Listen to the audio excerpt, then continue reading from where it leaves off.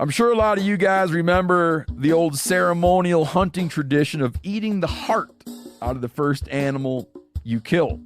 Meat from those organs are among the most nutrient-rich foods on the planet. You can get those same benefits your ancestors craved via convenient daily capsules from Heart and Soil. Find out more at heartandsoil.co. And remember, use code MeatEater for 10% off your purchase. There's nothing like snook hook sets at dawn or catching a tarpon in the moonlight. Find your next fishing trip made easy on fishingbooker.com and experience the magic of the Sunshine State or any other destination on your fishing bucket list. Book a blue water adventure in search of sailfish or go snapper fishing with the kids.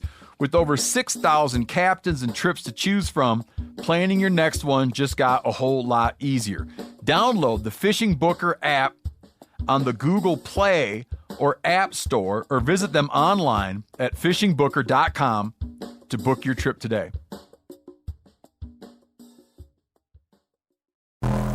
Welcome to the Wired to Hunt Foundation's podcast, your guide to the fundamentals of better deer hunting. And now, your host, Tony Peterson.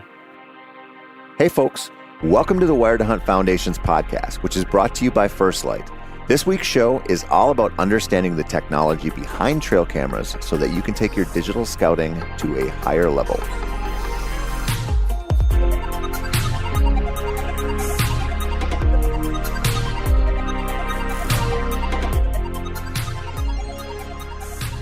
After last week's excursions into the summertime whitetail jungle, it's time for a little retail therapy at your local sporting goods store so you can stock up on some trail cameras. While we almost all use these digital scouters to some extent, a lot of us don't really understand all that modern trail cameras really offer. I had an aha moment not really that long ago that clued me into the fact that I don't treat trail cameras like real cameras, and I should. And I think you should too, because you'll get better pictures, better videos, and better overall intel if you do that. And that's a good thing in the deer woods, my friends.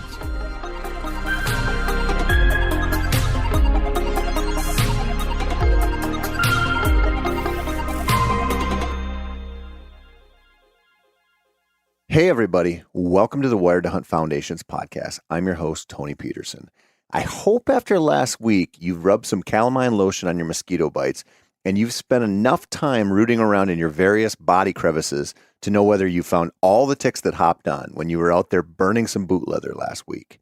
I promised you that things would get more fun, and this week they will. This episode is all about trail cameras themselves. In the next couple of episodes, I'll get pretty far into the trail camera weeds with strategies on where to place them, how long to leave them out, and why you'd opt for a traditional model versus a cellular option. But for now, it's time to think about trail cameras and what you should buy to maximize your scouting efforts. The good news on this front is that you no longer have to go broke to get a quality model, because this is one category that has just absolutely exploded in recent years. There are dozens of trail camera companies, and like most new hunting technology, these things started out mostly in a small market of super serious whitetail bow hunters. But as more options became available, they've moved into the general firearm world and have absolutely overtaken all other scouting methods for deer hunters from Canada on down to the shores of the Gulf. That, in and of itself, isn't bad for the average weekend warrior who just wants to see what bucks are in the woods. For the diehard hunter, trail cameras can be an amazing tool to have in the kit, provided that they don't convince you that you no longer need to actually scout. And if this hits a little bit too close to home, don't fret. We've all been there. I went through a phase in my life, particularly when I had 2 babies at home and I was hunting a lot of small 20 to 40 acre type of properties, where I convinced myself that 24/7 digital scouters were just good enough. The problem I found after a couple of seasons was that I could still kill deer regularly on traveling public land hunts, but I was getting my ass absolutely whooped during home game hunts, where I should have had the most advantage because I was using trail cameras. Now, it doesn't bother me to get beat by the deer because I've been beat by the deer nearly every time I've ever hunted them. I don't get mad when I lose an argument with my wife either. What actually bothered me during that time of my life, where I was leaning too hard on cameras, was that I wasn't hunting as much because I wasn't getting encouraging pictures. It kept me from going out and sitting in observation stands or doing a little in-season scouting to figure out where the fresh sign was. Not only was I waiting for the deer to come to my spots, I was waiting for them to walk past my cameras in those spots. That's a losing proposition. I've since then realized the error of my ways and have altered my strategy, which, as I already said, will get covered plenty in the next couple of shows. But before them, I think it's probably a good idea to break down camera choice and accessories. Now, have you ever just looked at an advertisement for a trail camera? Of course you have. You've seen plenty of marketing speak and some flashy numbers thrown around, not unlike bow companies touting IBO arrow speeds that might sound impressive, but probably really don't mean much to you in your individual draw weight, draw length, arrow choice, or hunting style. When it comes to trail cameras, do those numbers mean anything to you? Should they? Maybe. Take the megapixels advertised with a camera, for example. You can find reasonably priced options that boast 20 to even 30 megapixels, which simply boils down to image clarity. The more pixels they cram in there, the higher resolution the photos will be. The higher the resolution, the more you can zoom in and see clear details versus just a buck-looking blob of grainy bullshit. Higher megapixels might matter, or if your cams are typically set on a mineral site or some other deer positioning attractant, might not be a big deal. You might be thinking, so what is the ideal megapixel number? That's a great question, and one you should direct message Mark Kenyon about, because I don't know. I don't think anyone in the world would see a difference in trail camera recon between a camera that is built with 20 megapixels versus 30. You'll definitely see image quality degradation if you can find a camera with a really low number of megapixels. But in reality, the latest models that aren't total clunkers are going to deliver crisp enough pics for the average deer hunter's use. You'll see the same thing happen when it comes to video quality. Many models offer 4K quality video clips now. This, my friends, is bananas and also pretty awesome. If you run video, and you absolutely should in certain situations, like during the rut or while monitoring an October community scrape, then higher quality clips are always better, especially for nighttime captures. There's a catch here, though, with this quality imagery and videos that you're going to get. If you go this route, you should really consider your SD card choice as well. The cheapos that they sell next to the trail cameras at Cabela's probably aren't a great choice. You're now dealing with a real camera that actually needs a quality SD card. So head to the electronics store or over to Target and buy a card that not only offers the amount of gigs you need for the storage, but also a decent write speed. And what this means is that some cards can write up to like 100 megabytes of data per second. If you're capturing 1 or 2 minute clips of 4K video, amped up write speed is real important. And there's good news here too, just like with the cameras. Quality SD card options are cheaper than they've ever been, but it's still important to shop for a decent one that won't fill up in 3 days or bog down when it's supposed to be capturing amazing footage of a buck rubbing his forehead all over a licking branch. Trail cameras often have a maximum size SD card they can handle, which is what I usually go for. These days, that's often something like a 32 gig model, but in the not too distant future, it'll likely be 64 or even 128. And to take it a step further, especially if you might run it in video mode, look for a Class 10 SD cards in the appropriate storage size. These feature a minimum data write speed that will serve all of your trail camera needs. Another camera consideration will involve flash. Most newer models offer nighttime flash that will be either infrared or a no-glow option. If you're camera shopping and you see one that doesn't offer this, it might have a white flash, just like a wedding photographer's setup. I've had a few of those doozies in my day, and I might as well have been out in the woods yelling at the deer as they walk by while making threatening movements in their direction and occasionally throwing mountain lions at them. White flash is no bueno, my friends, especially if you hunt pressured deer. Fortunately, the market has culled out most of those options, which is a trend I hope we see through to the very end. When it comes to infrared versus no-glow options, which are also called black flash sometimes, you'll see that more cameras offer infrared than anything. This red light flash is visible to the deer, at least on the camera it'll light up. And that is a consideration, especially if you're hunting spooky deer or plan to hang your cameras at eye level. This is why I tend to lean on the no-glow options, although they might cost a little bit more. I'd rather spend up and have the deer oblivious, But there are plenty of hunters out there who put infrared flash cameras to good use and have absolutely no problems with them. Now, a lot of you guys are familiar with the old hunting tradition of eating, some organ, the heart or a chunk of liver off the first animal you kill. I had that when I was a little kid, and it was a big deal. Organ meats were always prized by frontier people who knew the importance of getting a lot of different minerals and nutrients. And as often is the case, those guys were onto something, because organs are among the most nutrient-rich foods on the planet. And you can get the same benefits your ancestors craved via convenient daily capsules from Heart and Soil, made exclusively from regeneratively raised, grass-fed, and finished cattle. Heart and Soil's unique freeze-drying process means all those important nutrients are trapped in, ensuring you experience every one of the benefits of nature's superfood in a clean, convenient, taste-free capsule. Find out more at heartandsoil.co. And make sure to use code MeatEater for 10% off your purchase. That's heartandsoil.co. Use the code MeatEater. There's nothing like snook hook sets at dawn or catching a tarpon in the moonlight. Find your next fishing trip made easy on fishingbooker.com and experience the magic of the Sunshine State or any other destination on your fishing bucket list. Book a blue water adventure in search of sailfish or go snapper fishing with the kids. With over 6,000 captains and trips to choose from, planning your next one just got a whole lot easier. Download the Fishing Booker app on the Google Play or App Store, or visit them online at fishingbooker.com to book your trip today.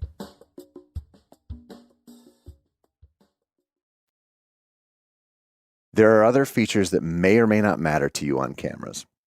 Time-lapse is one of them. It's a useful tool for monitoring food plots. Burst mode is another. And this is something I use almost always if I've got my camera set solely for capturing images and not video.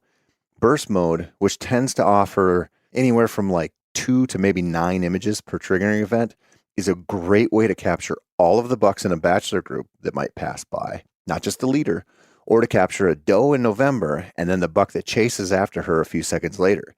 If you've got the space on your memory card, there's no reason not to let your camera shoot away, other than it's a little more of a pain to go through the photos when you check your camera. It's also a good idea to pay attention to recovery time of your camera. Sub 1 second times are standard, but most cameras allow you to choose if you want a longer break between triggering events. Again, with enough storage available on your SD card, you probably want as little downtime as possible on your camera, so choose wisely. And in regard to specific situations like rut time recon, you might very well notice that your camera often captures decent pictures of deer noses and butts. This is almost as frustrating as hanging a camera and then forgetting to actually turn it on, only to return a month later to find that you've basically hung an expensive paperweight in the woods. I've done this roughly 3,000 times in my life, and every single time it's made me appreciate the fact that the government lets me drive a car and use scissors without supervision. Some cameras offer just one trigger speed, which is whatever they build in. Others let you choose, and you can cater them to different situations. If you're capturing rutting bucks, the quicker the better. If you're monitoring a food source or a mineral site, you might not need a lightning fast trigger. And you might, in this case, just get the very bow of the deer with no hope of seeing the stern. Again, there's good news here because you've got a pile of options, and most of them are pretty reasonably priced. I say that with a whole bunch of terror, however, because every time I write about products or talk about them, and I say something like that, some random person out there in anonymous tough guy land will say something like, yeah, I bet those arrows are worth it for the guy who makes your kind of money, or I'm sure it's nice to have all those free bows and not have to pay for them. Listen, folks, price is price, but value is subjective. When it comes to trail cameras, the most common question out there is, what's the best camera I can buy for X amount of money? No one can answer that question for you because no one knows. The better question is, what do you really want out of a camera, and which models deliver that? If there are 5 on the list, are any in your price range? If not, pretend it's the last day of the season, your freezer is empty, and there is a fat Forky walking in. Lower those standards, bro. If one or more of the cameras does fall into your budget, you got options. I'd say you could probably look up some reviews on your prospective models, but also that it sure seems like quality out there has leveled up drastically in the last 5 years. It wasn't that long ago when if you bought a cheap camera, you might as well just hit yourself in the head with it before throwing it in the garbage. That way you might learn your lesson, and it would have ended up there anyway. If you haven't noticed, one of the things I'm doing is a writer's trick we call weasel words. I'm being really sneaky and telling you what to buy without committing to telling you what to buy. So I'll say this. Brand-wise, you're on your own. There are a lot of good trail camera brands out there. Price-wise, the sweet spot for a solid camera that isn't a cellular option seems to be about $100 to $200 right now. And if you do drop a Benjamin or two on a camera, think about it like it is, in fact, a camera. As someone who routinely hauls expensive camera gear into the woods and on the water, I've learned a lot of lessons about how to handle technology in the field. For example, if you think you should just throw your expensive DSLR camera in the backpack without it being in a case because you're only going out for a morning December muzzleloader hunt on the farm just down the road, don't set your pack down too hard on the cold front steps to run back in and grab the coffee mug you forgot. Trail cameras are built for the woods, but they are also worth taking care of. You're already going to leave them out in the field for weeks, months, or maybe years at a time. Try to keep them stored in a dry, warmish place when they're not in duty. When you do actually hang them in the woods, consider what you would do to get an actual picture in that spot at all times of the day. If it's facing toward where the sun rises or sets, you might be in trouble either in the morning or the evening as the sun blazes away on the horizon. If your camera sports a test mode option or features a built-in LCD screen for viewing, use them to make sure your setup is spot on. To take this a step further, I also like to use an adjustable mount and hang my cameras above my head, angling them down. This keeps them from getting stolen sometimes, and it provides a better look at bucks as they pass. A deer's eye-level camera hang only works if the deer has their head about level with their back as they walk through. Oftentimes they stop and pick their head up, or they put their nose to the ground to sniff away. I'd rather capture the entirety of the deer every time versus hoping I get lucky when they pass through. This is, of course, dependent on the setting. It's also easy to think about camera angle in the same way we consider shot angle. With cameras set up on food, picture the camera taking a broadside shot of deer travel, just like you'd want to with a bow in your hand. For a trail or a travel route, you might want to point your camera down the trail for a quartering to or quartering away shot to get a better look at the passersby. Camera angle and mounting considerations are important for another reason too. Some deer just seem to be wise to cameras, or at the very least, not big fans of them. In northern Wisconsin where I hunt, the deer have a very low tolerance for trail cameras. They spook from them often, and I'm only speculating here, but I think it's tied to the fact that baiting is legal in the county I hunt. I think those deer are so accustomed to danger around corn piles that they associate anything else that's usually around those corn piles, like cameras, which are always there, with danger. Now, I know there are plenty of bucks that get shot up there while munching away on the golden secret and having their picture taken, but I also know the prevalence of images I get with deer spooking that aren't anywhere near a bait pile is really, really high. Pay attention to the images you're getting and adjust your cameras accordingly. That is, if you're putting cameras out yet. Some people like to wait until later in the summer, reasoning that bucks will be closer to a killable pattern then. That's up to the individual and probably not a terrible strategy, even if it isn't as much fun as getting out now and setting up some cameras. And on that note, I think the best way to dive into this type of scouting correctly is to circle back to your e-scouting and your boots on the ground efforts and start planning out camera spots around that earlier work. Look at your waypoints that are in the places you can't watch or clearly figure out by walking in and looking for sign. Start there. Or in the places you've already looked at that have tickled your curiosity, but you're not really sure if they're going to be worth some stand time in the fall. Those are the places worth starting with cameras. And that can happen any day now, because if you get it right, you'll have weeks or months of good intel building up. And if you get it wrong, you've got time to reset your camera strategy, which in the next episode is about to get a hell of a lot more detailed. I'm also going to go down the cellular camera rabbit hole to make the case for and against them. So if you're interested in taking your scouting game even further and really maximizing your trail camera advantage, you're going to want to listen next week.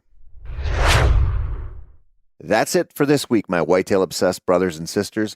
Be sure to tune in next week for more deer hunting wisdom. I'm Tony Peterson, and this has been the Wired to Hunt Foundation's podcast. As always, thank you so much for listening, and we will see you right here next week.